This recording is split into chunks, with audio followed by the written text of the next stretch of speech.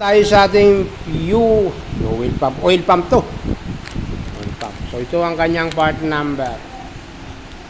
15010 KWN-900 oil pump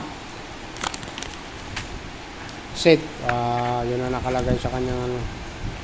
So sa mga gusto bumili, pwede kayo mag-order dito sa amin sa Bahay Toro, Honda Motor Trade. So sa online naman, ilalagay ko lang din ang link sa kanyang sa comment section. So ayan. Dito kasama. Sa mga naghahanap ng gasket head cover, meron tayo rito sa Honda Motor Trade dito sa Bahay Toro. Okay. Ang part number po nito ay 12391-K66-B01. Magkaiba-iba po ang kanilang mga head gasket. Ito po ay para sa B version 1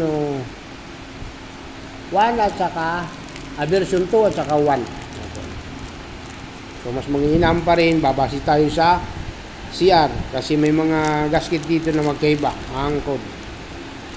Ayan po. So ilagay ko lang sa comment section ang saktong link nila sa mga gustong bumili.